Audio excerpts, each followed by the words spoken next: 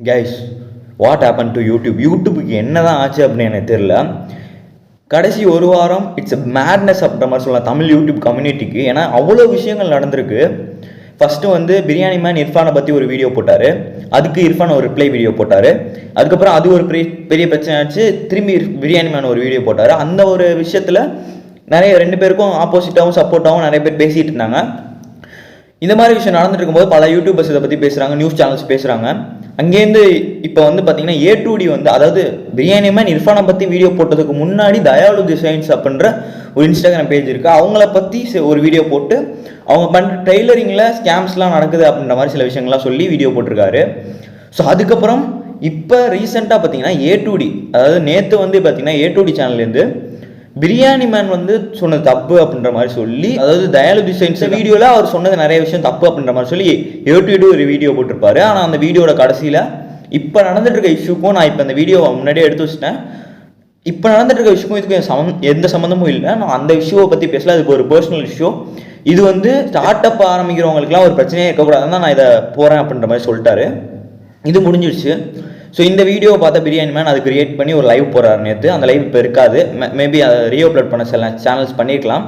But இப்போதைக்கு அந்த live இல்லை அவரோட சேனலில். ஸோ நிறைய ஸ்டார்டிங்கில் நல்லா ரியாக்ட் பண்ணிட்டு அவரும் நிறைய விஷயங்கள் சொல்லியிருந்தாரு. இதே நேரத்தில் பார்த்தீங்கன்னா தயாலு டிசைன்ஸை பற்றி ஆல்ரெடி சிட் ஃப்ரீக்வன்சி அப்படின்ற மாதிரி ஒரு சேனலில் கிளியராக போட்டிருப்பாங்க. அந்த வீடியோவை நீங்கள் பாருங்கள். இந்த இஷ்யூவை பற்றி கிளியராக தெரிஞ்சுக்கணும்னா எல்லாரோட பாயிண்ட் ஆஃப் வியூ பாருங்கள். A2D வீடியோவும் பாருங்கள், பிரியாணியோட வீடியோவும் பாருங்கள், சிட் ஃப்ரீக்வன்சியோட வீடியோவும் பாருங்கள். அது உங்களுக்கு முடிஞ்சால் பாருங்கள். அந்த விஷயவை பற்றி கிளியராக தெரியணும்னா சரி, ஓகே. இந்த மாதிரி விஷயம்லாம் நடந்துருக்குல்ல. பிரியாணி மேன் நேற்று லைவில் வந்து அந்த A2D சொன்னது வந்து ரியாக்ட் பண்ணி அவர் சில பாயிண்ட்ஸ்லாம் அவரோட டிஃபெண்ட் பண்ணுற மாதிரி நிறைய விஷயங்கள் சொல்லியிருந்தார். இதெல்லாம் முடிஞ்சு லைவ் போயிட்டு ஒரு 4 மணி நேரம் லைவு, கடைசி அரை மணி நேரத்தில் அவர் நிறைய ஆடியன்ஸ்கிட்ட பேசிகிட்டு இருக்காரு. ஏன் என்னை எல்லாருமே ஹேட் பண்ணுறாங்க, என்னால் இந்த மாதிரி விஷயத்தெல்லாம் இப்போ ஏதோ ஒரு கேஸ் விழுவுது, இப்போ நான் கோர்ட்டுக்கு போகணும், நான் வந்து ஏதோ ஒரு டிஃபர்மேஷன் கேஸோ இல்லை ஏதோ ஒரு கேஸ் விழுவுது, நான் கோர்ட்டுக்கு போகணுன்னா என்கிட்ட பணம் இல்லை கோர்ட்டுக்கு போக, என்னால் முடியல, எனக்கு வந்து ரொம்பவே டிப்ரெஷனில் ஆயிடுச்சு, அப்படி நிறைய விஷயங்கள் வந்து ஆடியன்ஸ்கிட்ட பேசிட்டு திடீர்னு அவங்க வீட்டில் இருக்க ஒரு பெட்ஷீட் எடுத்துகிட்டு தூக்கு போட்டுக்க போகிறேன் அப்படின்ற மாதிரி போகிறாரு. ஸோ யூடியூப் லைவில் ஒரு யூடியூபர் வந்து நான் இங்கே இருக்கிற கிரிட்டிசிசம், இங்கே இருக்கிற அப்யூஸ், இங்கே இருக்கிற டாக்ஸிசிட்டி அதெல்லாம் நான் தூக்கு போட்டுக்க போகிறேன், என்னால் முடியல அப்படின்னு சொல்லி சூசைட் பண்ணிக்க போகிறாரு. அதுக்கப்புறம் பார்த்தீங்கன்னா அந்த லைவை பார்த்துட்டு யாரோ அவங்க வீட்டில் ஃபோன் பண்ணி அவங்க அம்மா கிட்ட சொல்லி அவங்க அம்மா வந்து கதவை தட்டி அதுக்கப்புறம் உள்ளே இருக்க பிரியாணி மேனை சமாதானப்படுத்தி கூட்டிகிட்டு போகிறாங்க. லைவ் கட் ஆகிடுச்சு. ஸோ இது வந்து ஒரு நார்மலான விஷயம் இல்லை, அது ரொம்பவே ஒரு மிகப்பெரிய விஷயம். ஏன்னு கேட்டிங்கன்னா இந்த யூடியூபர்ஸ்னால தான் அவர் வந்து, அதாவது இப்போ வந்து நான் இவங்க கரெக்ட் இவங்க தப்பு அப்படின்லாம் சொல்லலை, பட் இந்த இடத்துல ஒருத்தர் வந்து டிப்ரெஷனுக்கு போயிருக்காரு, ஒரு இவ்வளோ பெரிய ஒரு முடிவு எடுக்க போகிறாரு, அது வந்து ஸ்கிரிப்டட்னு நிறைய பேர் சொல்கிறாங்க, வந்து பிளான் பண்ணி வச்சதெல்லாம் சொல்கிறாங்க, அதெல்லாம் இருக்கட்டும், அதான் அவர் கண்டிப்பாக டிப்ரெஷனில் போயிருக்காரு அப்படின்றது ஒரு ஓப்பனாகவே தெரியுது. ஸோ இந்த அளவுக்கு ஒரு அப்யூஸை வந்து கிரியேட் பண்ணது வந்து யூடியூபர்ஸான்னு கேட்டிங்கன்னா யூடியூபர்ஸும் இருக்காங்க, பட் அதை தாண்டி ஆடியன்ஸ். இந்த பயிலிய எல்லாத்தையுமே நான் ஆடியன்ஸ் மேலாம் போடுவேன். ஆடியன்ஸ் மட்டும் இல்லாமல் இதை கமெண்ட் பண்ணுறாங்கள நிறைய பேர், யாருமே மூஞ்சியை பார்க்க மாட்டாங்க அப்படின்னு சொல்லி இஷ்டத்துக்கு கமெண்ட் பண்ணுறது, திட்டி கமெண்ட் பண்ணுறது. நான் 2 வீடியோ இதை பற்றி ஆல்ரெடி போட்டேன். ஏன்னா இந்த மாதிரி அப்யூஸ்லாம் நிறைய நடந்துட்டுருக்கு இந்த மாதிரி யூடியூப் கம்யூனிட்டியில். யூடியூபர்ஸ் இந்த மாதிரி பேட் வேர்ட்ஸ்லாம் யூஸ் பண்ணுறாங்க. அந்த ஒரு விஷயத்தினால ஆடியன்ஸ் யூஸ் பண்ணுறாங்க. ஆடியன்ஸ் வந்து ரொம்பவே எல்லாரையும் அட்டாக் பண்ணி பேசுகிறாங்க அப்படின்னு மாதிரிலாம் சொல்லியிருந்தேன். இப்போ வந்து பார்த்தீங்கன்னா ஒரு கிரிட்டிசிசம் கூட எடுத்துக்கலாம். யாராக இருந்தாலும் கிரிட்டிசிசம் எடுத்துவாங்க. நான் தப்பு பண்ணியிருந்தேன்னா, நான் தப்பு பண்ணியிருக்கேன்னா அனலைஸ் பண்ணி தப்பு திருத்தி வைப்பாங்க, இல்லைன்னா ஒத்துக்க மாட்டாங்க. அது சில பேர் ஒவ்வொருத்தரை பொறுத்து இருக்குது.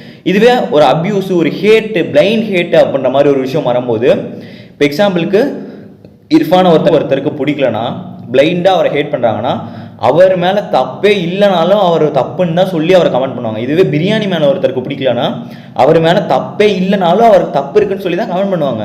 ஆனால் இது வந்து நான் எக்ஸாம்பிளுக்கு தான் சொல்கிறேன், நம்மளுக்கு உண்மை தெரியாது. ஸோ இது ஒரு எக்ஸாம்பிளுக்கு சொன்னேன். ஸோ இந்த மாதிரி விஷயம் நடக்கும்போது ஹேட்டு, அப்யூஸு இப்படிலாம் ஒரு எப்படி சொல்கிறது, இது ஆடியன்ஸ் மேலே நான் ஏன் பழிய போட்டேன்னா, அந்த யூடியூபர்ஸ்க்கு இடையில் நடக்கிற சண்டையில் ஆடியன்ஸ் வந்து ரியாக்ட் பண்ணுறேன் அப்படின்ற பேரில் இன்ஸ்டாகிராம்லேயோ ட்விட்டர்லேயோ யூடியூப் கமெண்ட் செக்ஷன்லையோ போய் கழுவி கண்ணா பின்னாடி பேசுகிறாங்க. என்னன்னே விஷயம் தெரியாமல், முழுசாக தெரியாது, ஒருத்தரோட வீடியோவை பார்த்துட்டு அந்த பாயிண்ட் ஆஃப் வியூ மைண்டில் வச்சுக்கிட்டு அதுதான் கரெக்டுன்ற மாதிரி நம்பிட்டு அதை அப்படியே திட்டுறது. ஸோ அதை யோசிச்சுட்டு அது ஏன் நம்ம திட்டணும்? அது ஒரு விஷயம் நடந்திருக்கு, அதுக்கும் நம்மளுக்கும் சம்மந்தம் இல்லை. ஒரு மேபி அதை நம்ம பார்க்குறோம், அனலைஸ் பண்ணுறோம். இல்லை நீங்கள் ஒரு ப்ரோ இந்த மாதிரி பண்ணியிருக்கீங்க அப்படின்றது ஃபீட்பேக் கொடுக்குறதுல தப்பே இல்லை. ப்ரோ இந்த மாதிரி விஷயம் நீங்கள் வந்து தப்பாக சொல்லியிருக்கீங்க, அதை திருத்திக்கோங்க, நீங்கள் அதை ஒத்துக்க மாட்டீங்க அப்படின்னு சொல்கிறதுல தப்பே இல்லை. பட் அதெல்லாம் விட்டுட்டு கண்ணா பின்னாடி கமெண்ட் செக்ஷனில் போய் திட்டி வைக்கிறாங்க. அதாவது எவ்ரி ஒன் இஸ் ஹியூமன். அது இர்ஃபானாக இருக்கலாம், ஏ2டியாக இருக்கலாம், டயாலஜி ஸ்டேஷன்ஸாக இருக்கலாம், பிரியாணி மேனாக இருக்கலாம், யாராக இருந்தாலும் அவங்களும் ஹியூமன் தான். அவங்களுக்கும் கிரிட்டிசிசம் அப்யூஸ்லாம் வரும்போது மைண்ட் அஃபெக்ட் ஆகும்.